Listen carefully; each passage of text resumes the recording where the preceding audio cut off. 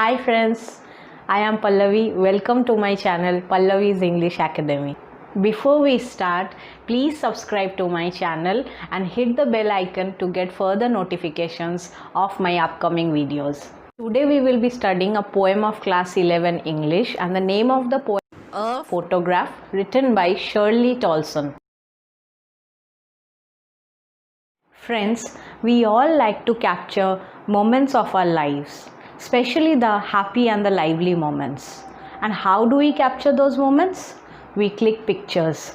That's the gift of science, and we click the photos using camera. So the photograph plays a very important role in our life. Have you ever thought of this?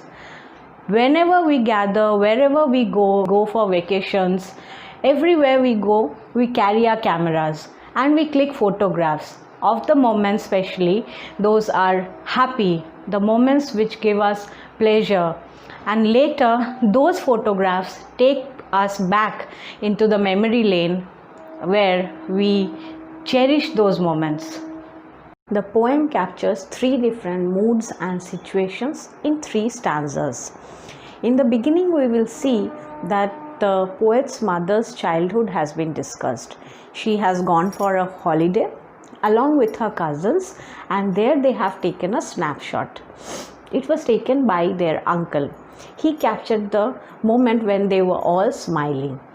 Then comes the second stage, where we will find that after 20-30 years, the poetess's mother is recollecting the memories of her childhood.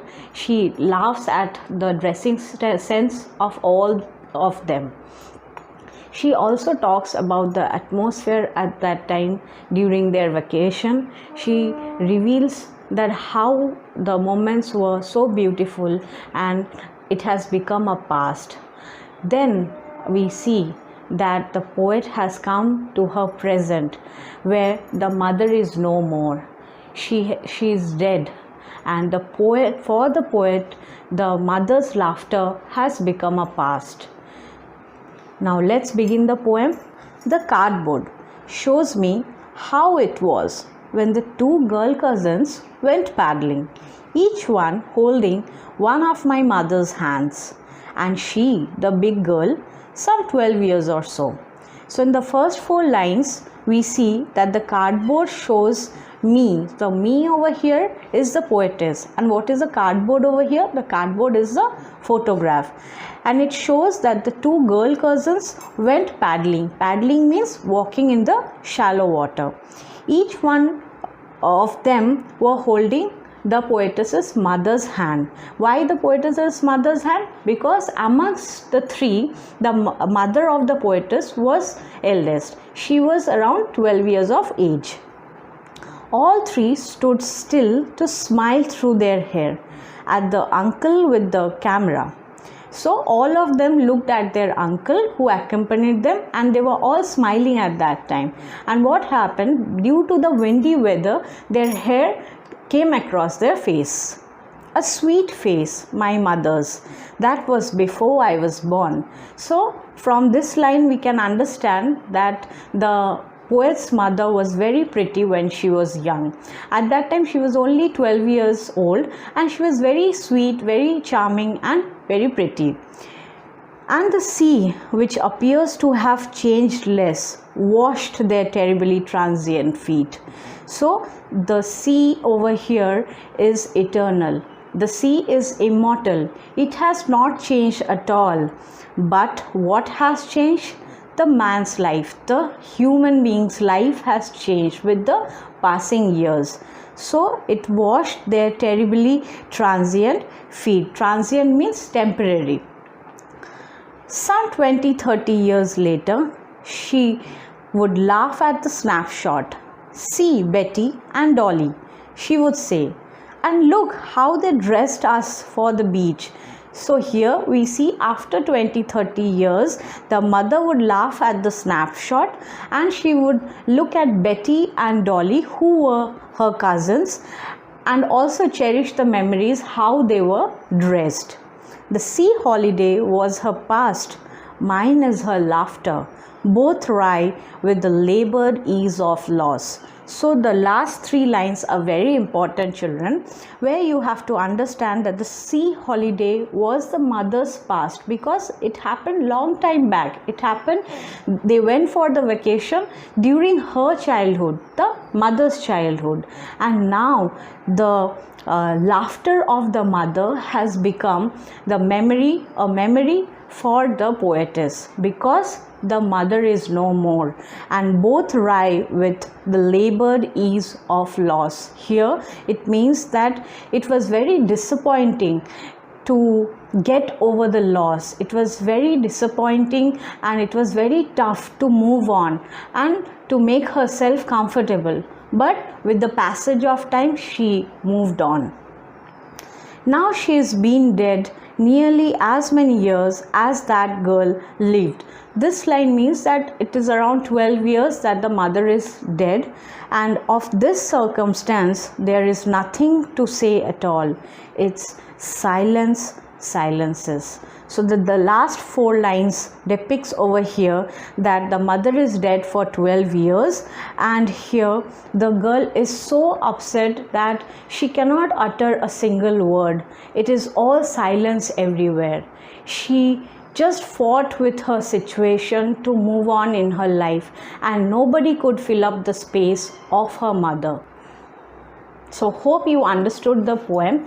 3-4 important things we will be discussing over here, children. First poetic device which we will be discussing over here is allusion. So what is an allusion? I will be giving you the picture of all the poetic devices. You can note it down.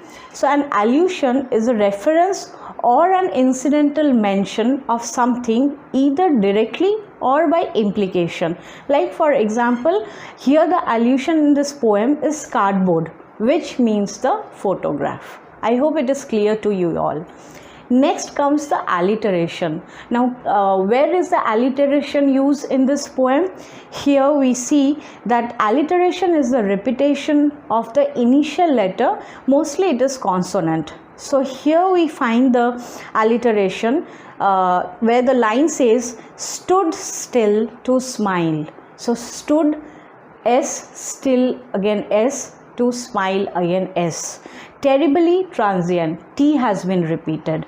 It's silence, silences. So S is again repeated twice, and you can find some more. Next, another important poetic device over here is transferred epithet. Very important, children. A transferred epithet is a description which refers to a character or event, but it is used to describe a different situation or character. Like over here, transient feat is an example of transferred epithet, but it is used to describe the lack of permanence of human life. Our human life is temporary, but the sea is permanent. The sea is immortal. We human beings are mortal. Next we move on to oxymoron, again a very important poetic device.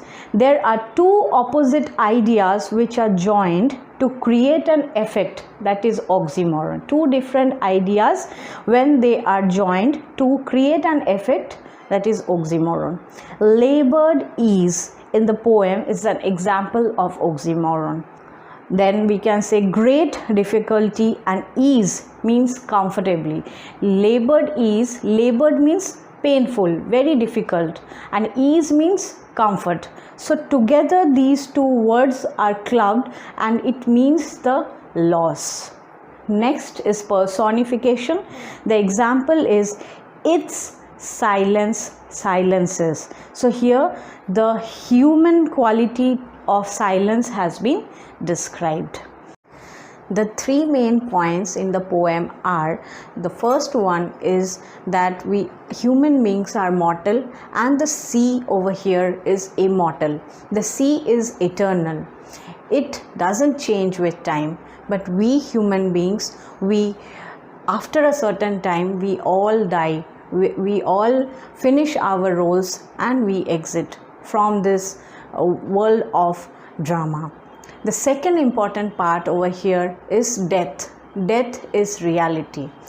the poem over here describes that how once the person had his or her childhood, after that the person had the middle age, and then finally the person died. So death is very important aspect in this poem. And the final important point in this poem is the photograph, the role of photograph. So here the photograph plays a vital role because the photograph has captured the moments. It captured the beautiful moments of the childhood of the mother, which was cherished by the mother, and after that it was the mother's daughter, that is the poetess, who cherishes the memories, and she keeps it forever with her. So that's all about the poem, children. Friends, if you have any kind of doubt regarding this poem, please text me in the comment section below. I will surely clarify the doubts. Thank you.